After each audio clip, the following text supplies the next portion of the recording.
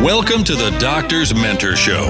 If you believe that medicine is an industry and not a profession, if you enjoy submitting complex reimbursement claims, or you would do another residency just for fun, be advised, you're about to be offended. You should probably leave now.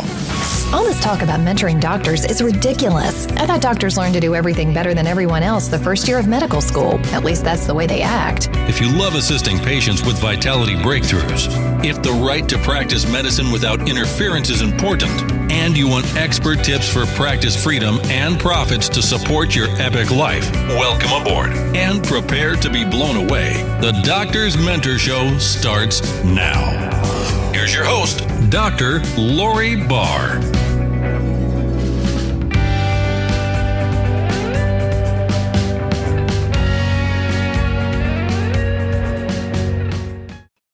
Hey, it's Dr. Lori Barr, and you're listening to the Doctor's Mentor Show. A while back, I wrote a blog post about 5 steps to combat the harm of sitting, and it was based on some research that has been emerging for some years now about the health risks associated with sedentary lifestyle.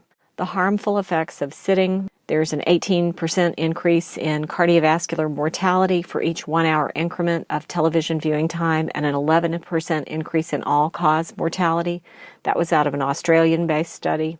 There's an increased risk of coronary heart disease, type 2 diabetes, breast cancer, and colon cancer with prolonged sitting. It is a positive predictor of weight gain in women regardless of controlled energy intake and leisure time physical activity. And long sitting periods cause negative metabolic effects independent of adequate physical exercise. So I want to focus today on that third little nugget. That even if you're increasing your physical activity when you're not working, if you're not doing something physical while you're working, you may still suffer the negative effects of a sedentary lifestyle. So you might be exercising your little booty off outside of work hours, and you still need to be finding something to do during your day that gives you some physical activity.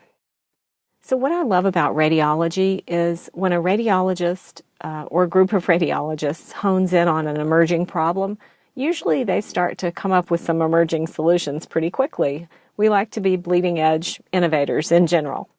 And so, we've seen some things in the literature over the past 5 years, and now this year there's a great article entitled Creating a Curriculum of Health and Wellness for Radiologists.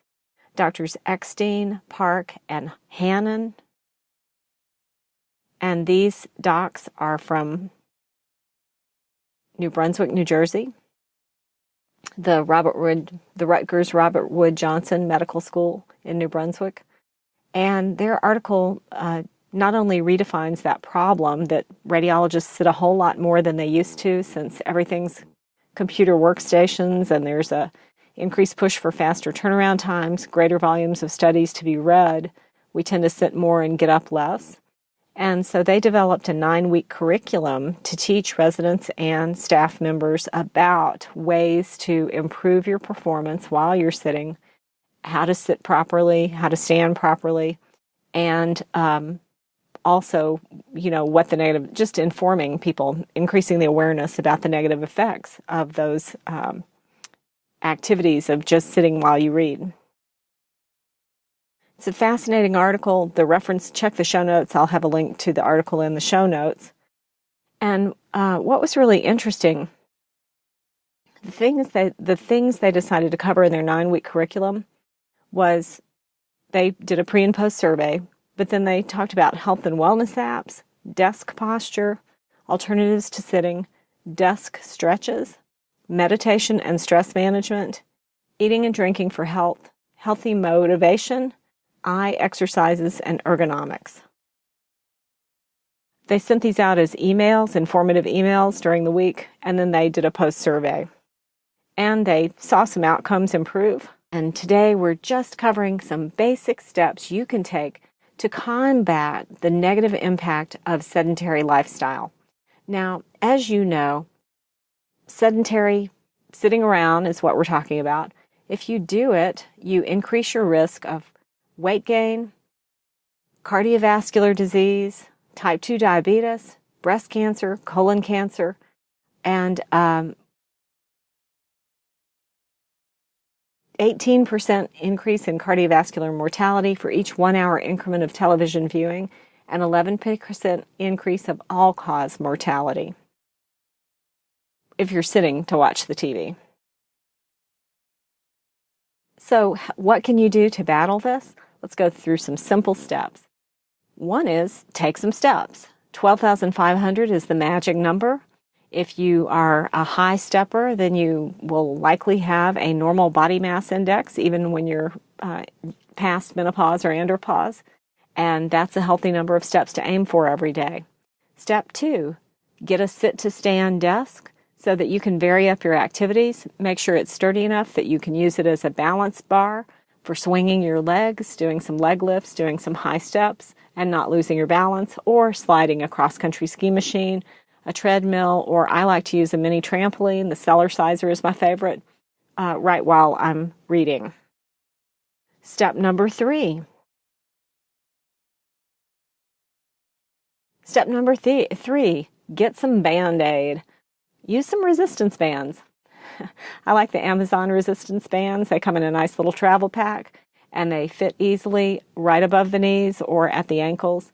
Of course, they're a loop band, like a giant rubber band of different resistance, and you can do some little leg wiggles with it, or, stretch your foot forward and backward while your other foot is stationary. And then if you get a non-looping band, just a straight band, you can tie it to your standing desk and do your resistance that way. Step number 4, do some fidgeting. Try chewing some xylitol-based chewing gum. Tap your toes, wiggle your fingers, thumb wrestle somebody when they walk by.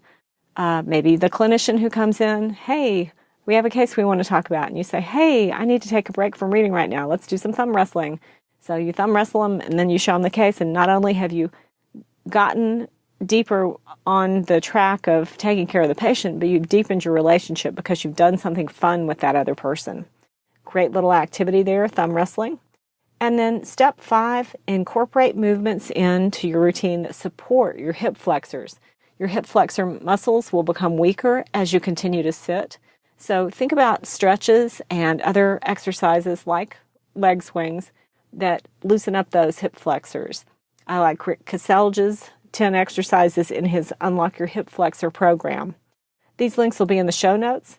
5 steps to help you combat a sedentary lifestyle. Now remember, you may be getting plenty of exercise outside of work, but if you're still sitting for 8 hours, it negates all of that stuff you're doing outside of work.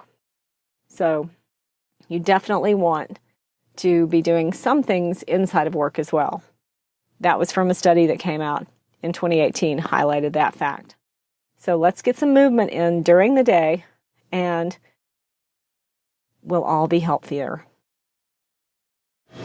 Your next step. Your next step is to pick one thing you can do to increase your activity and to get up and be less sedentary during your day. It's not just a risk for radiologists, although radiologists are at high risk from this occupational health hazard. I'm Dr. Lori Barr. One idea is all it takes to change your world. Are you stopping at a hospital?